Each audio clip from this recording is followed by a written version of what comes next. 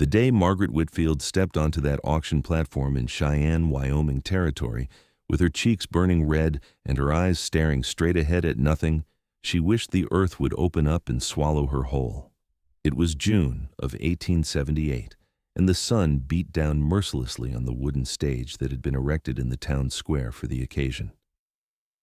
Margaret stood there in her faded calico dress, the only decent one she owned, her auburn hair pinned back in a simple bun that did nothing to hide the exhaustion etched into her 22-year-old face.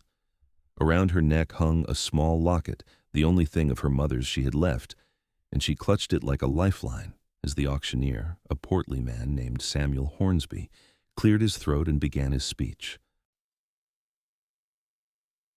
"Ladies and gentlemen, we have here Miss Margaret Whitfield, lately orphaned and in need of a husband to provide for her proper care and sustenance," Hornsby announced, his voice carrying across the crowd that had gathered. "She is of good health, can cook and sew, and comes with a small parcel of land deed left to her by her late father.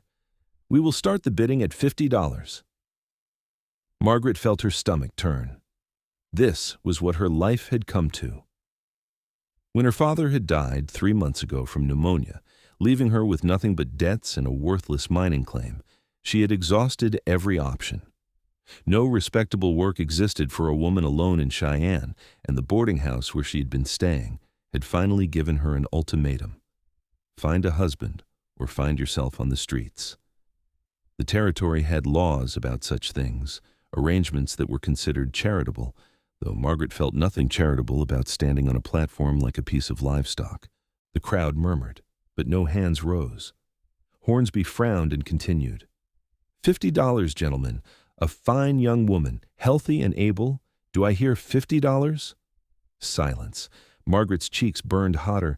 She could see the faces in the crowd, men looking away, women whispering behind their hands. She knew what they were thinking. She was too thin, too worn down by grief and hardship. She had no family, no connections, nothing to recommend her but a useless plot of land that had yielded no gold and probably never would. $40 then, Hornsby said, his voice taking on a slightly desperate edge. Surely someone will bid $40. More silence. Margaret wanted to run, but her legs felt like lead. She fixed her eyes on a point far above the crowd, trying to pretend she was anywhere but here. $30. Hornsby tried again. Come now, gentlemen. $30 for a wife is more than fair. Nothing. The crowd began to shift uncomfortably. Some people started to drift away, losing interest in the spectacle. Margaret felt tears prick at her eyes, but she blinked them back fiercely. She would not cry. She would not give them that satisfaction. $20, Hornsby said, and now his voice held a note of genuine concern. Please, someone must— Nobody's going to bid on her, Samuel, called out a voice from the crowd. Just let the poor girl go. Margaret's vision blurred. This was worse than anything she could have imagined, to be rejected so publicly, so completely. She was about to step down from the platform, dignity be damned, when Hornsby made one last attempt. $10, he said quietly. Surely someone will offer $10. The silence that followed was deafening. Margaret could hear her own heartbeat pounding in her ears. Hornsby opened his mouth, probably to call the whole thing off, when suddenly there was a commotion at the back of the crowd. "Hold on!" a deep voice rumbled, and the crowd parted like water. Margaret looked up and saw him. He was the biggest man she had ever seen, easily 6.5 feet tall, with shoulders so broad they seemed to block out the sun. He wore buckskin pants and a leather vest over a worn cotton shirt, and his dark hair fell past his shoulders, tied back with a strip of rawhide. His face was weathered and tanned, with a strong jaw shadowed by several days' worth of beard, and his eyes were the clearest gray she had ever seen, like storm clouds over the mountains. His arms were thick with muscle, and as he walked forward, the crowd instinctively moved aside. He climbed the steps to the platform, his boots heavy on the wood, and stood facing Hornsby. Up close, Margaret could see he was younger than she had first thought, perhaps 30 or so, though life in the mountains had carved lines around his eyes and mouth that made him seem older. "Nobody bid on her?" he asked, his voice quiet but carrying weight. "Well, no, but—" Hornsby started. "The auctioneer said nobody bid on her," the mountain man repeated, and then he turned to look at Margaret. Their eyes met, and she saw something there she could not quite name. Not pity exactly, but something deeper. Recognition, perhaps, of one soul in distress recognizing another. He turned back to Hornsby. "I bid everything I own." A collective gasp rose from the crowd. Hornsby blinked. "I beg your pardon?" "I bid everything I own," the mountain man said again. "My cabin in the mountains, my traps and my furs, my 2 horses and my supplies, my rifle, my knife, everything. I bid it all." Hornsby stared at him. "Sir, that is highly irregular. We need a cash sum and—" "You said nobody bid on her," the mountain man interrupted, his gray eyes hardening. "Which means she's got no offers. I am making an offer, everything I own. You want to put a cash value on it? That is fine. My cabin and land is worth at least $300. My horses another 100 each. My furs and traps another 100 or more. I am offering more than $500 worth of goods for this woman's hand. You got anyone else willing to do that?" The crowd erupted in whispers. Hornsby looked flustered, but he also looked relieved. I suppose that is acceptable. But sir, I do not even know your name." "Nathan Cross," the mountain man said. He turned to Margaret again. "If you will have me, miss, I know this is not how anyone dreams of getting married, but I promise you this, I will treat you with respect. I will provide for you. I will keep you safe. And I will never make you regret saying yes." Margaret stared at him. Her mind reeled. This stranger, this enormous mountain man, was offering everything he had in the world for her. Why? She opened her mouth, but no words came out. Nathan seemed to understand her confusion. "I know you have no reason to trust me," he said quietly. His voice meant only for her now. "But I have been where you are. Lost, alone, desperate. Someone helped me once when I had nothing. I'm just trying to do the same." There was honesty in his eyes, a straightforwardness that Margaret found she wanted to believe in. What choice did she have anyway? If she walked away now, she would have nothing. No prospects, no future. At least this man was offering her something. "Yes," she whispered, "I will marry you." Nathan nodded once, a sharp, definite motion. "Then it is settled." He turned to Hornsby. "Where do we sign the papers?" The next hour passed in a blur. There were documents to sign, witnesses to gather, a hasty ceremony performed by a circuit judge who happened to be in town. Margaret stood beside Nathan, acutely aware of his size, his strength, the warmth radiating from his body. When the judge pronounced them man and wife, Nathan did not kiss her. Instead, he offered her his arm, and she took it, feeling the solid muscle beneath her fingers. They walked through the streets of Cheyenne to the boarding house where Margaret had been staying. Nathan waited outside while she gathered her few belongings, 2 spare dresses, some undergarments, her mother's Bible, and a few other small items.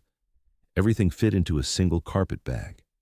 When she came back out, Nathan took the bag from her without a word and led her to where his horses were tied.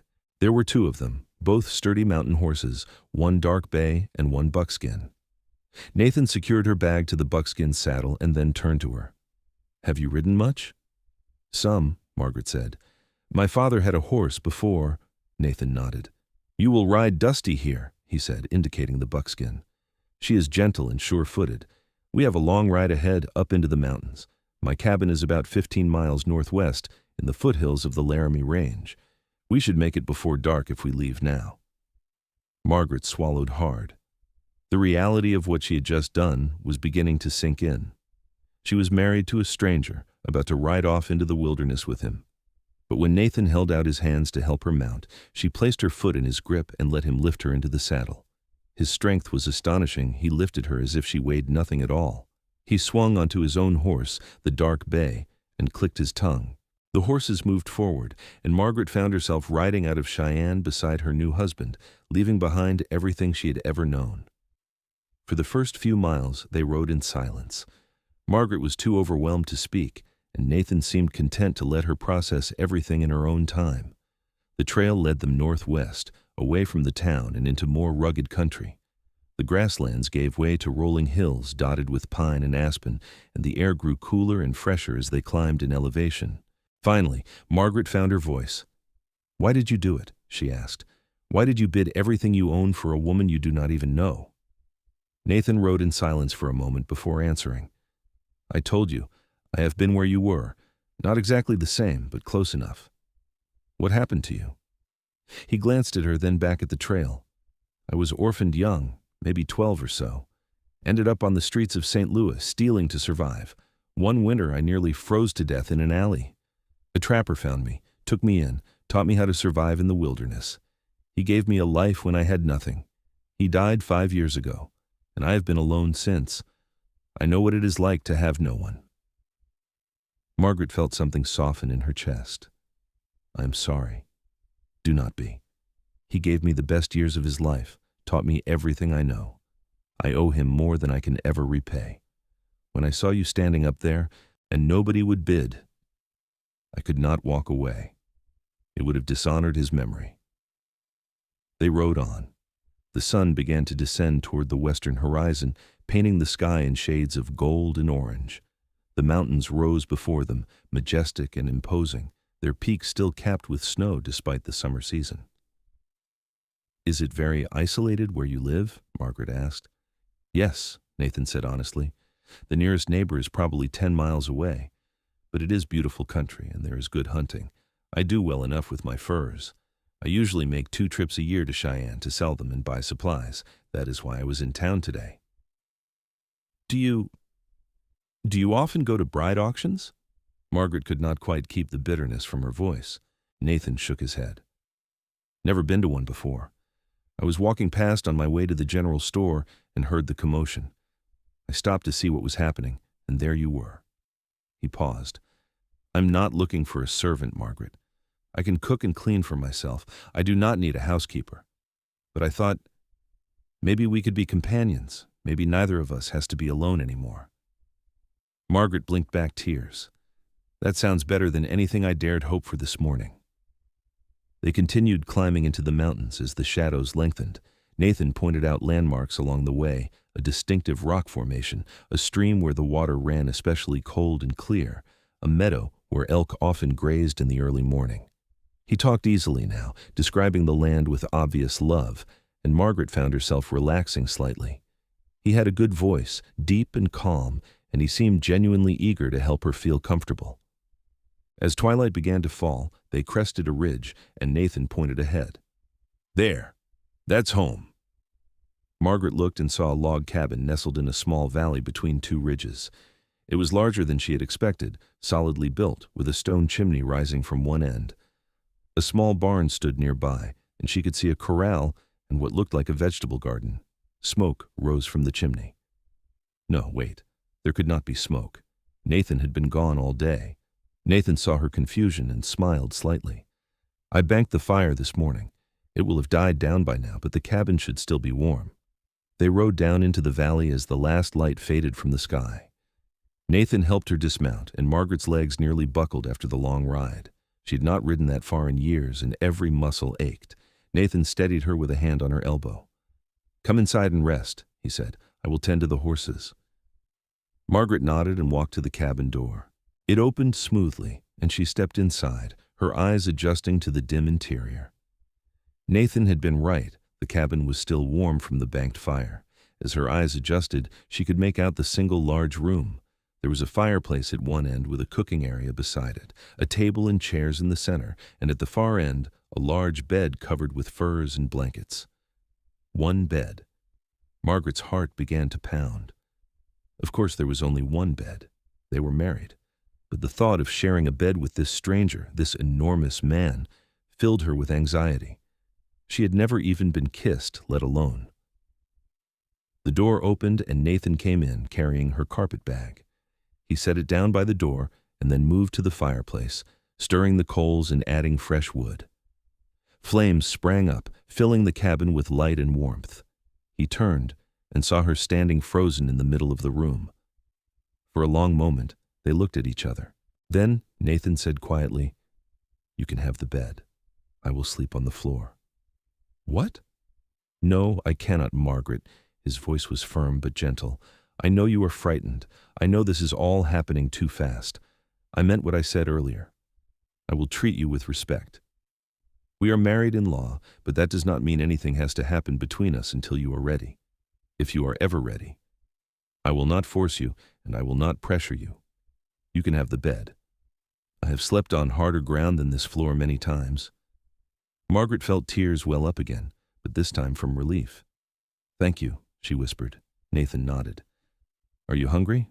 I have some bread and dried meat, and I can make coffee. Yes, please. They ate together at the table, a simple meal but filling. Nathan asked her about her life, and Margaret found herself talking more freely than she had expected. She told him about her childhood in Missouri, how her father had moved them west after her mother died of fever, chasing the dream of gold, how they had ended up in Cheyenne, broke and desperate, and how her father had taken whatever work he could find before the pneumonia took him. Nathan listened intently, asking questions, showing genuine interest. When she finished, he shared more of his own story. How the trapper, a man named Samuel Blackwood, had taken him in and raised him as a son. How Samuel had taught him to read and write, to trap and hunt, to survive in any conditions. How Samuel had died of a heart attack one winter, quickly and without warning, leaving Nathan alone in the mountains.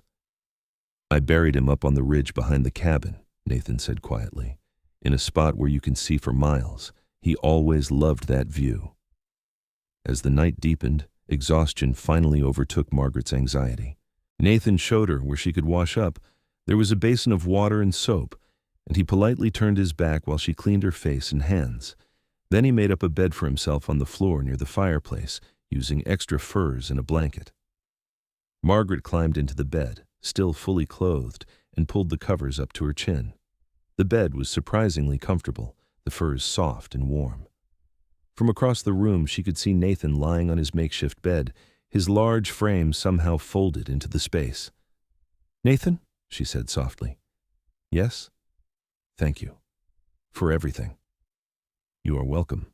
Sleep well, Margaret. She closed her eyes, expecting to lie awake for hours, her mind churning with everything that had happened. But the exhaustion of the day, the emotional toll, and the warmth of the cabin all conspired to pull her under. Within minutes, she was asleep. Margaret woke to the smell of coffee and frying bacon. For a moment she was disoriented, unsure where she was. Then memory flooded back, and she sat up quickly. Sunlight streamed through the cabin's single window, illuminating the room in warm light. Nathan stood by the fireplace cooking breakfast. He had his back to her, and she took the opportunity to study him in the morning light. He was even bigger than she had realized, his shoulders impossibly broad beneath his cotton shirt. His long dark hair hung loose now, falling past his collar. As he worked, she could see the play of muscles in his arms and back, the easy strength with which he moved. There was something both intimidating and reassuring about his size. She believed him when he said he could protect her. He turned and saw her awake. Good morning. I hope the smell did not wake you too early.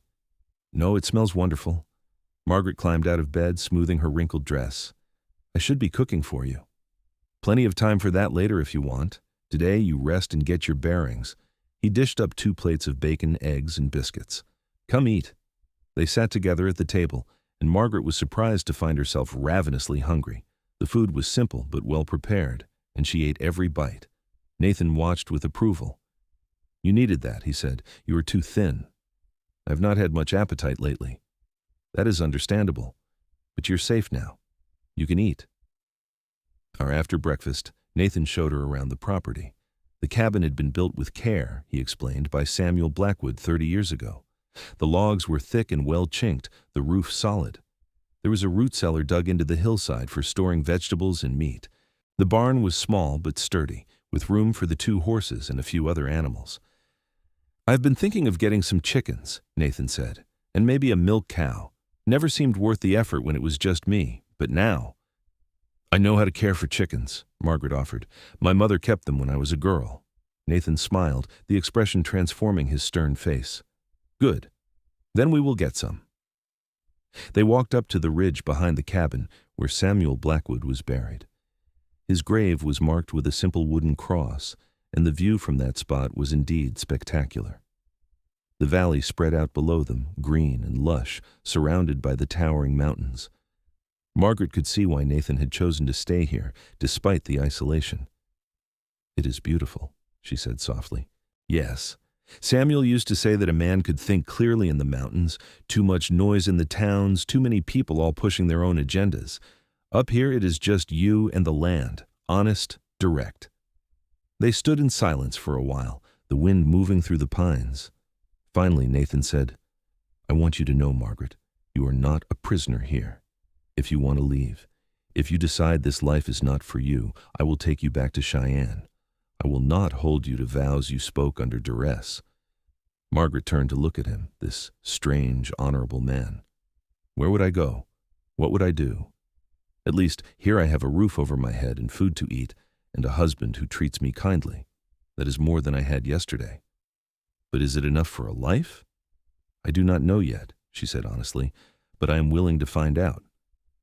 Something flickered in Nathan's gray eyes, something that might have been hope. He nodded once. Fair enough. The days began to fall into a rhythm. Fall. Nathan rose early each morning to tend to the horses and check his trap lines. Margaret took over the cooking and cleaning, finding satisfaction in creating order in the cabin. She washed their clothes in the stream that ran nearby, hung them to dry in the sun. She baked bread and mended Nathan's shirts, which had more tears and holes than she could count. Nathan was unfailingly courteous, always asking before he did anything that might intrude on her space.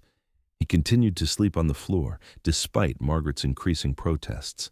They talked easily now, sharing stories of their pasts, discussing everything from the best way to cure venison to what they remembered of the books they had read. Margaret discovered that Nathan was far more educated than she had expected. Samuel Blackwood had been a learned man, apparently, and had brought books to the mountains with him. Nathan had a small collection, Shakespeare, Homer, some poetry, volumes of natural philosophy. On the long winter nights, he told her, he would read by firelight, sometimes the same books over and over. "Do you get lonely?" she asked one evening as they sat by the fire after supper. "Yes," Nathan admitted, "but I thought it was better than the alternative. In towns I'm too big, too rough. People are afraid of me or they want to use me. I always felt lonelier in a crowd than I ever did in the mountains alone." Margaret understood. She had felt that same loneliness in Cheyenne, surrounded by people but with no one who truly cared whether she lived or died. "I am glad you were in town that day," she said quietly. Nathan looked at her, the firelight casting shadows across his strong features. "So am I." A week passed, then two. Margaret found herself settling into the life, even beginning to enjoy it. There was something deeply satisfying about the simplicity, the direct connection between work and reward. When she planted seeds in the garden, she knew she would eat the vegetables they produced. When she preserved meat, she knew it would sustain them through the winter. Everything had purpose. Nathan fascinated her more each day. He was gentle with the horses, patient when teaching her how to fish in the stream, thoughtful in 100 small ways. He brought her wildflowers he found on the mountainside. He carved her a better hairbrush from a piece of pine. He noticed when she shivered in the evening and built up the fire without being asked. And Margaret noticed things about him too, the way his eyes crinkled when he smiled, the sound of his laughter, rare but genuine, the way he looked at her sometimes when he thought she was not watching, with an expression that made her heart beat faster. The wall between them was slowly eroding, but Margaret did not know how to bring it down entirely. Nathan maintained his respectful distance, and she appreciated it, but also, increasingly, found herself wishing he would close that distance. She was his wife in name, but she wanted to be his wife in truth. The realization surprised her. She had not expected to develop feelings for this mountain man, but she had. Deep feelings. It was Nathan who finally forced the issue, though not in the way Margaret expected. They were 3 weeks into their marriage when Nathan announced he needed to make a trip. "There's a trading post about 20 miles north," he explained. "I need to pick up some supplies before winter. Salt, flour, other things we cannot produce ourselves. I will be gone 2 days, maybe 3. Margaret's heart sank. She had grown so accustomed to his presence that the thought of him being gone felt wrong. "Can I come with you?" Nathan hesitated. "The trail is rough and the trading post is in rough country. I would rather know you were safe here. I do not want to be alone." He looked at her and she saw conflict in his eyes. Finally he said, "All right, but you must promise to stay close to me at all times. The men who frequent that trading post are not like me. They are hard, dangerous men, and a woman alone it would not be safe. I understand. I promise. They left the next morning, both riding this time, with the pack horse trailing behind. The journey took them north through increasingly wild country. They saw deer and elk, and once, in the distance, a bear. Nathan pointed out the signs tracks, scat, marks on trees where animals had rubbed or clawed. They camped that night under the stars. Nathan built a fire, and they ate dried meat and biscuits, washing it down with water from a stream. As darkness fell and the temperature dropped, Margaret huddled close to the fire, shivering despite her shawl. Nathan noticed immediately. Without a word, he moved around the fire to sit beside her. He did not touch her, but his large body blocked the wind, and she could feel the warmth radiating from him. "Better?" he asked. "Yes, thank you." They sat in silence for a while, watching the fire.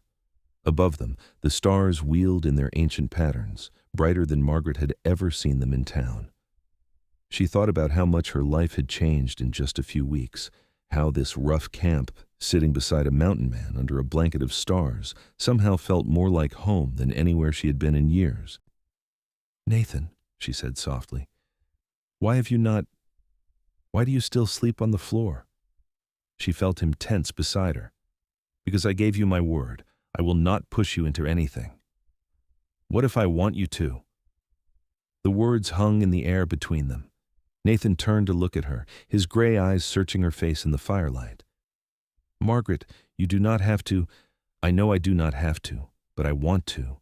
You are my husband. I am your wife. I want us to be truly married." "Are you certain? This is not something you can take back." "I am certain." Nathan reached out slowly, giving her every chance to pull away, and cupped her face in his large, calloused hand. His touch was gentle, almost reverent. "You are the bravest person I have ever met," he said quietly. Then he kissed her.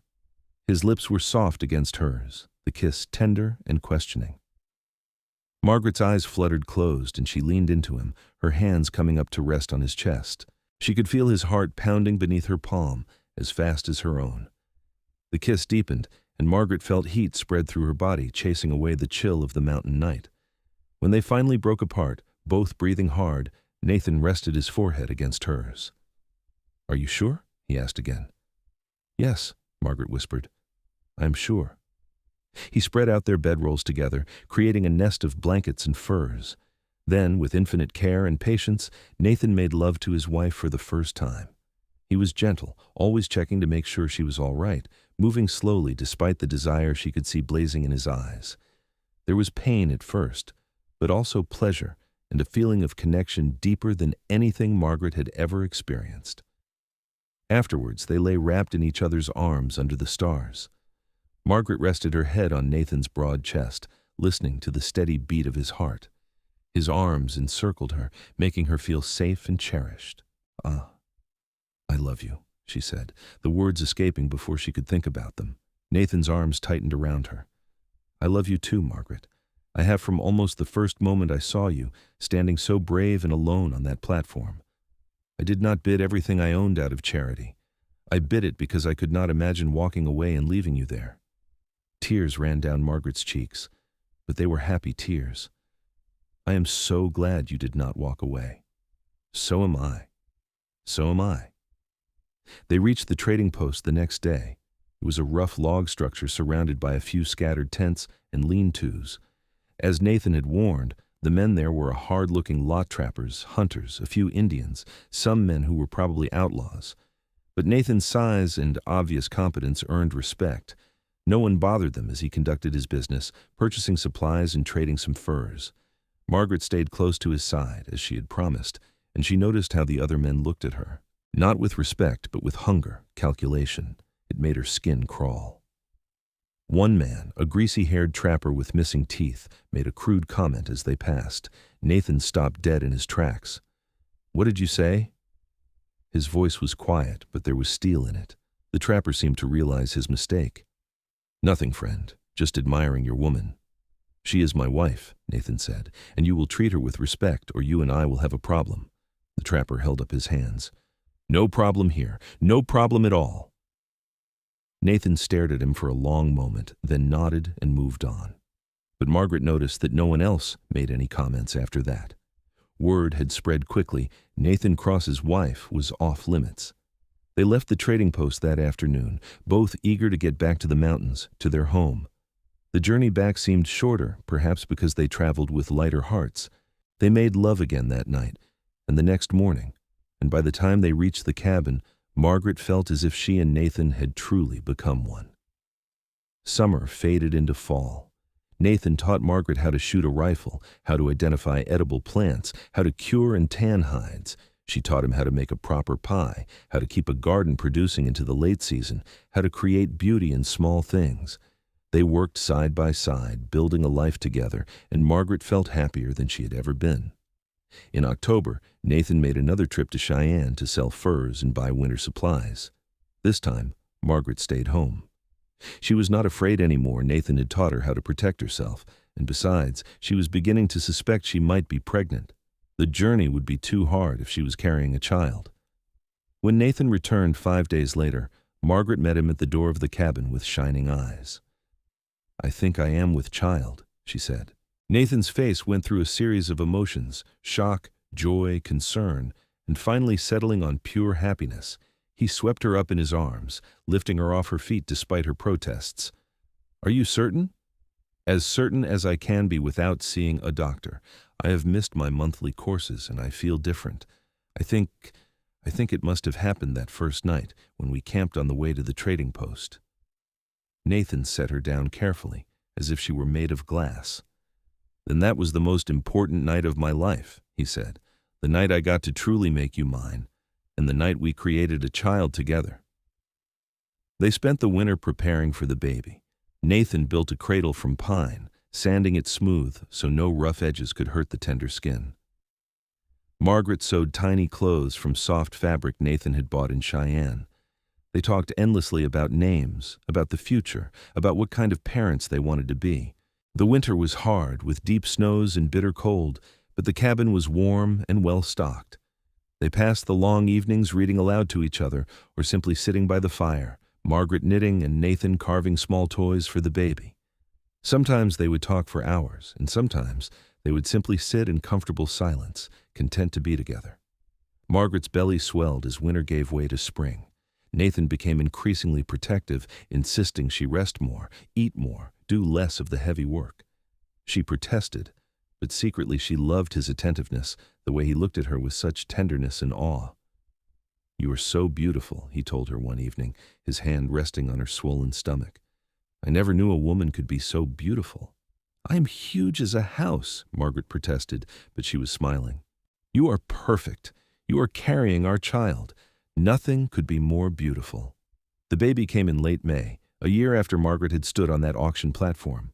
The labor was long and hard, and there was no doctor, no midwife.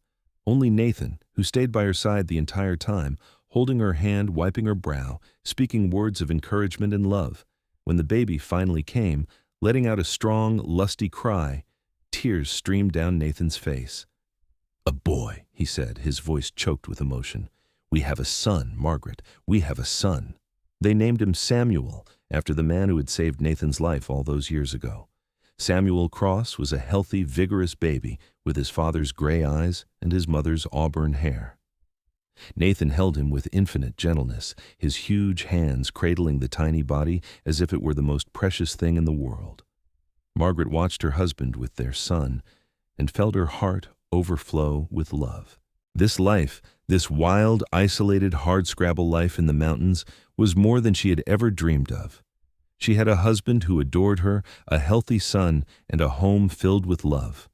What more could anyone want? The years passed with the changing seasons. Samuel grew into a sturdy boy, fearless and curious, following his father everywhere. When he was 3, Margaret gave birth to a daughter they named Rose, after Margaret's mother. 2 years later came another boy, James, and 2 years after that, another daughter, Emma. The cabin grew more crowded, but also more full of life and laughter. Nathan built an addition, adding another room so the children could have their own space.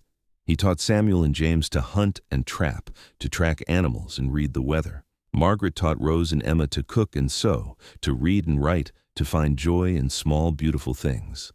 They were not wealthy, but they were rich in all the ways that mattered. The children grew up strong and healthy, surrounded by love and the wild beauty of the mountains. Nathan and Margaret grew older together, their love deepening with each passing year, each shared hardship, each moment of joy. On summer evenings, they would sit on the porch Nathan had built, watching the children play in the meadow below the cabin. Nathan would hold Margaret's hand, his thumb tracing circles on her palm, and they would watch the sun set behind the mountains, painting the sky in shades of gold and crimson.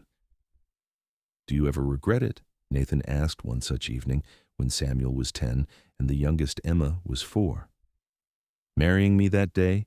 Coming to live in the mountains?" Margaret turned to look at her husband. His dark hair was beginning to show silver at the temples, and there were deeper lines around his eyes, but he was still the strongest, most handsome man she had ever seen.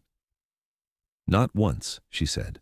"Not for a single moment. You saved my life that day, Nathan. You gave me everything." "You gave me everything," Nathan corrected. "A home, a family, a reason to wake up every morning. I was just surviving before you. Now I am living." "We saved each other then," Margaret said softly. "Yes, yes we did." The children grew and eventually began to make their own ways in the world. Samuel, the oldest, chose to stay in the mountains like his father, building his own cabin a few miles away and marrying a girl from Cheyenne. Rose moved to town and became a teacher. James headed further west, drawn by tales of Oregon and California. Emma married a rancher and settled in the valley below the mountains. Nathan and Margaret grew old together, their hair turning white, their bodies slowing down. But their love never diminished. If anything, it grew stronger, refined by time and tested by the challenges of life in the mountains. When Nathan was 65, he suffered a bad fall while checking his traps. He broke his leg badly, and though Margaret said it as best she could, he never walked quite the same again. But he never complained. He adapted, found new ways to be useful, spent more time teaching his grandchildren the old skills Samuel Blackwood had taught him. Margaret's hands grew stiff with age, making her fine needlework difficult, but she kept at it, creating quilts and knitted items for her growing brood of grandchildren. She had lived to see 7 grandchildren born, each one a blessing, each one carrying forward the legacy of love that she and Nathan had built. On a summer evening in 1918, 40 years after that day in Cheyenne, Margaret and Nathan sat together on their porch, just as they had done countless times before. They were both in their 80s now, their bodies worn by a lifetime of hard work and mountain living, but their spirits remained strong. "Do you remember that day?" Margaret asked softly, her hand in Nathan's as always. "When you bid everything you owned for me?"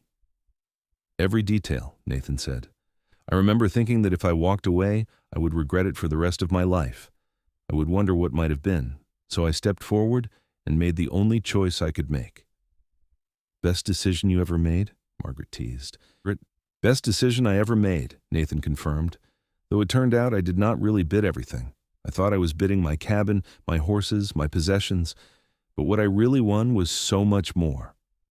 I got you and our children and this whole beautiful life. I got everything that matters." Margaret leaned her head on his shoulder, the gesture as natural now as breathing. "I love you, Nathan Cross. I have loved you for 40 years, and I will love you for whatever time we have left. And I love you, Margaret Cross. You made me the richest man in the world."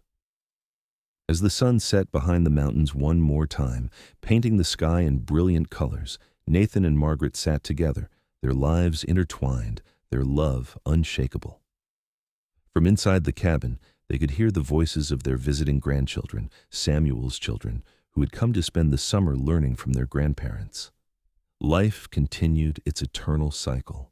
The mountains endured, solid and unchanging. And in that small cabin in the valley, the legacy of a single moment of courage, when a mountain man stood up and bid everything he owned for a woman nobody else wanted, lived on in the laughter of children and the love of family. Margaret thought back to that terrified girl standing on the auction platform, convinced her life was over. She could never have imagined then the richness that awaited her, the depth of love she would experience, the family she would raise. All because one man saw her not as a burden or a charity case, but as someone worth everything he had.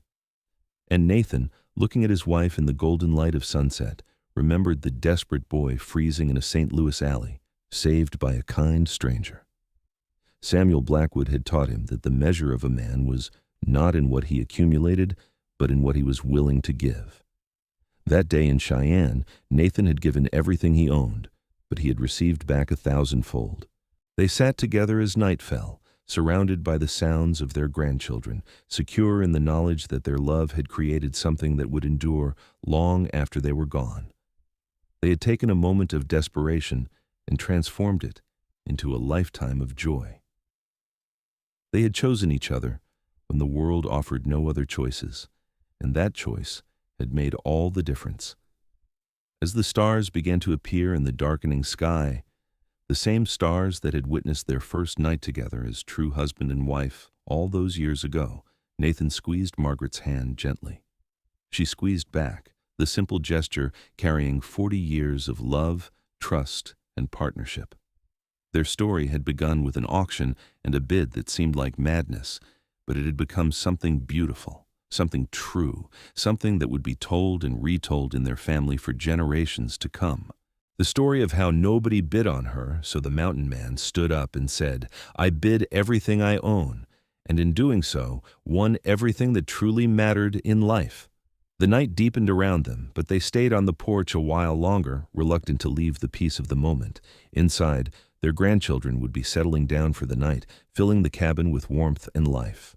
Tomorrow would bring new adventures, new lessons, new moments to treasure. But tonight was for remembering, for gratitude, for the simple contentment of two souls who had found each other against all odds.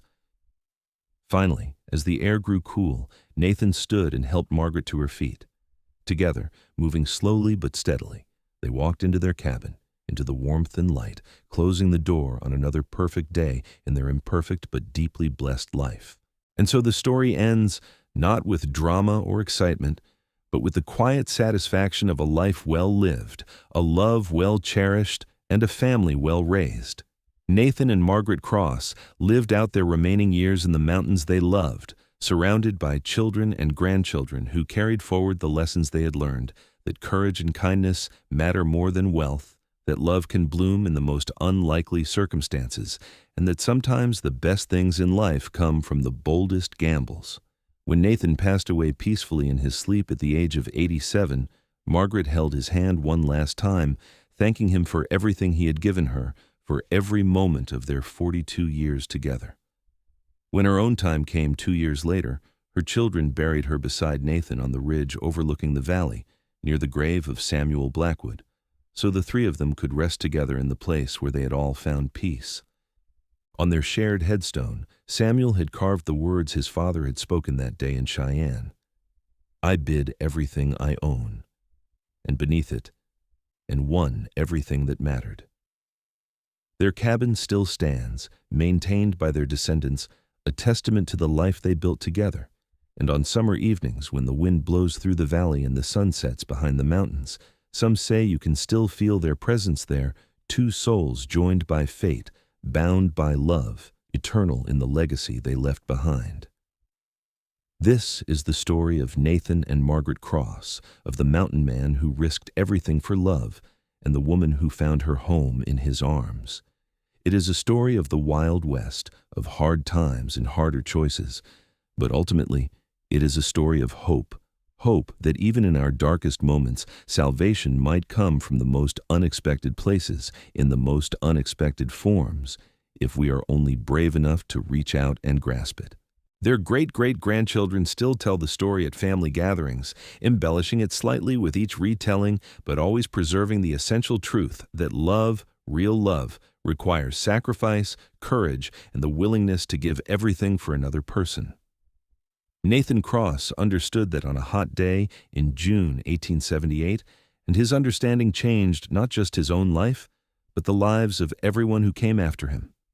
And Margaret, standing on that auction platform, humiliated and alone, could never have imagined that her moment of deepest despair would become the beginning of her greatest joy. But such is the way of life. We cannot see around the corners, cannot know what tomorrow holds. We can only make the best choices we can in the moment, hold fast to our courage, and trust that somewhere, somehow, someone might step forward and say, "I bid everything I own." And sometimes, just sometimes, that is enough to change everything.